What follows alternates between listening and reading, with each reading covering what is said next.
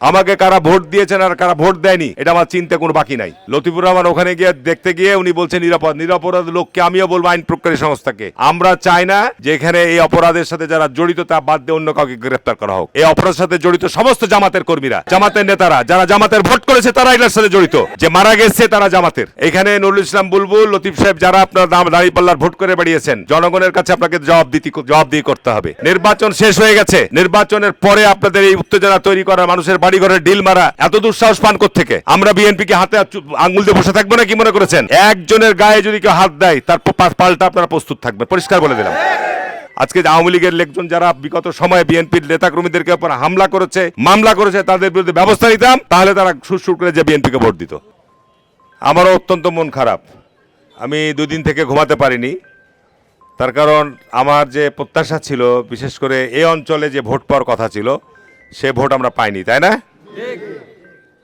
তো যাই হোক, এখানে এবার নির্বাচনটা আসলে দলীয় নির্বাচন হয়নি, ভিলেজ পলিটিক্সের নির্বাচন হয়ে গেছে সারা এলাকাব্যাপী, গোটা চর অঞ্চলে। এখানে আওয়ামী লীগ যদি নির্বাচনে থাকতো সেটা আমাদের জন্য সবচেয়ে বেশি ভালো হতো, কিন্তু আওয়ামী লীগ নির্বাচনে না থাকার কারণে এই স্থানীয় গ্রাম্য রাজনীতির এই ভিলেজ পলিটিক্সে আমাদের যারা লোকজন, তাদের বিপক্ষে যারা এখানে ভিলেজে রাজনীতি করে, তারা আর এক পক্ষকে ভোট দিয়ে দিয়েছে, ঠিক না?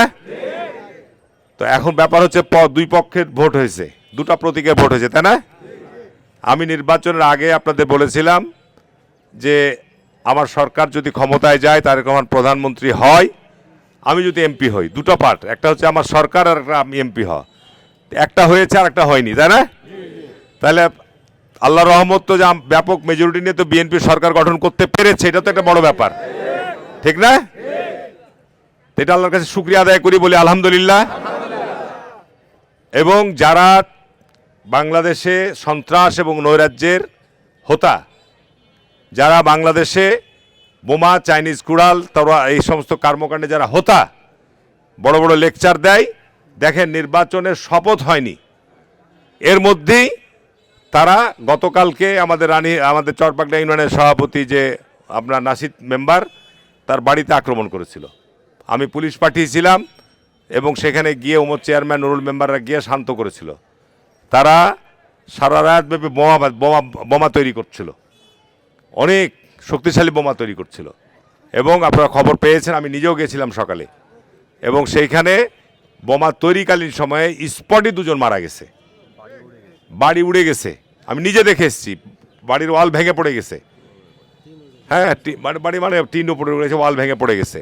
আর আরও 3-4 জন আপনার আহত অবস্থায় রাজশাহীতে কোথায় চিকিৎসা করছে, তারা প্রথমে শুনেছিলেন যে রাজশাহী মেডিকেল কলেজ, পরে সরিয়ে নিয়ে গেছে। ওখানে আজকে সমস্ত আইন প্রয়োগকারী সংস্থা, রাজশাহী থেকে ডিআইজি এসছে, এখানে আমার পুলিশ সুপার, থানার কর্মকর্তা, ডিবি, র্যাব, বিজিবি, যেহেতু সীমান্ত এলাকা, সেনাবাহিনীর টিমও গিয়েছে। পরিষ্কার যে এই ঘটনার সাথে যারা জড়িত, যারা ইন্ধনদাতা, যেই হোক, তাদেরকে আইনের আওতায় আনতেই হবে। কোনো সাধু সাজার দরকার নাই। লতিফুর রহমান সাহেব বলছে নিরাপরাধের লোক কাউকে আটক হোক, এটা আমরাও চাই না, ঠিক না বেঠিক? লতিফুর রহমান ওখানে গিয়ে দেখতে গিয়ে উনি বলছেন নিরাপরাধ লোককে, আমিও বলবো আইন প্রয়োগকারী সংস্থাকে, আমরা চাই না যে এখানে এই অপরাধের সাথে যারা জড়িত তা বাদ দিয়ে অন্য কাউকে গ্রেফতার করা হোক।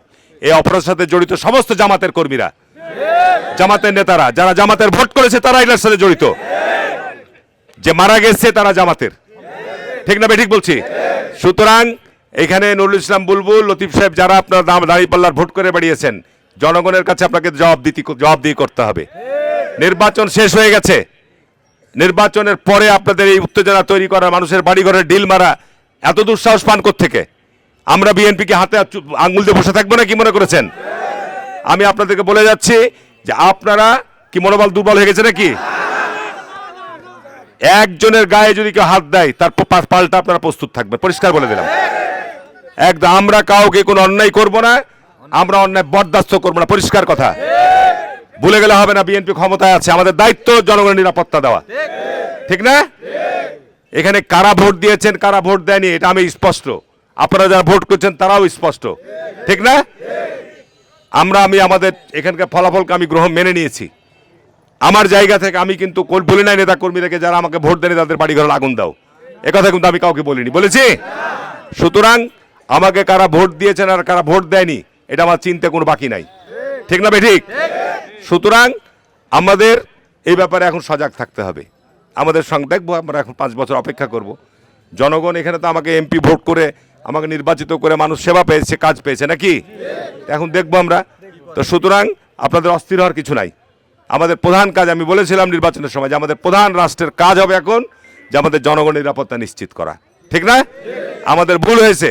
আওয়ামী লীগ 5ই আগস্টের পরে যদি আমরা চেয়ারম্যানগুলোকে সবকে গ্রেপ্তার করতাম, আমরা যদি চেয়ারম্যানগুলোকে আপনার আইনের আওতায় নিয়ে আসতাম, আজকে যে আওয়ামী লীগের লোকজন যারা বিগত সময়ে বিএনপির নেতাকর্মীদেরকে উপর হামলা করেছে, মামলা করেছে, তাদের বিরুদ্ধে ব্যবস্থা নিতাম, তাহলে তারা সুরসুর করে যে বিএনপিকে ভোট দিত, ঠিক না ঠিক বলছি? আমরা এলাকায় শান্তি চেয়েছি, নিরাপদ চেয়েছি, সেইটা তারা অবমূল্যায়ন করেছে, ঠিক না ঠিক বলছি? সুতরাং আপনারা ধৈর্য ধরে থাকেন। যারা এই সমস্ত অপকর্মের সাথে জড়িত হবে তাদেরকে আপনারা চিহ্নিত করবেন এবং প্রশাসনকে জানবেন, এটা আপনাদের দায়িত্ব, ঠিক আছে? এই যে যে ছেলেটি এই কাজটি এখান থেকে করেছে তাদের তথ্য সমস্ত কিছু আপনারা থানায় প্রশাসনকে জানাবেন, ঠিক আছে? এটা আপনাদের দায়িত্ব। এখানে চেয়ারম্যান আছে উপস্থিত, এটা আপনাদের দায়িত্ব। এর আগে যে ঘটনা ঘটেছে সে মামলার আসামি, এই বিষয়গুলো জানাবেন, অবশ্যই জানাবেন।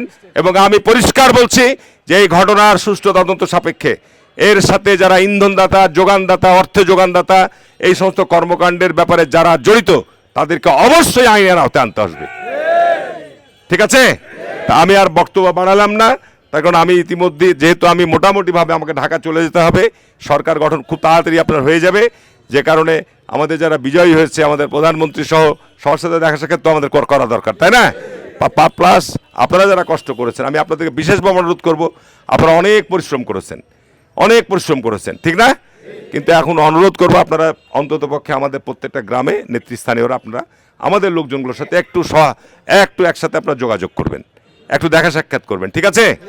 এই দেখা সাক্ষাৎটা করবেন। আর কাউরে বাড়িতে যদি কোনো ধরনের, সবাই একসাথে সেখানে যাবেন, যে এখানে অমুক জাত অমুকের বাড়িতে হয়েছে, ওর বাড়িতে হয়েছে আমি যাবো কেন, এটা যেন না হয়। আপনারা দলের নেতা, দায়িত্ব আপনাদের, আপনারা সেইখানে কোনো অন্যায় হলে, যদি আমার কোন নেতা কর্মীর বাড়িতে কেউ অন্যায় করতে যায়, আপনারা সেখানে সবাই মিলে একসাথে যাবেন, ঠিক আছে? বাকি দায়িত্ব আমার থাকলো ইনশাল্লাহ। সরকার আমাদের, প্রশাসন আমাদের, এমপির কাজ এমপি করবে, এলাকায় যদি ত্রাস করার চেষ্টা করে তার দাঁত ভাঙা জবাব আমরা দেবো ইনশাল্লাহ। তো সবাই ভালো থাকেন ইনশাল্লাহ, মন খারাপ করেন না, আল্লাহর কাছে প্রার্থনা করেন যে আল্লাহ শুকরিয়া যে দীর্ঘদিন পর বিএনপির সরকার ক্ষমতায় এসছে অন্তত পক্ষে, ঠিক আছে? জি, আসসালামু আলাইকুম রহমতুল্লাহ।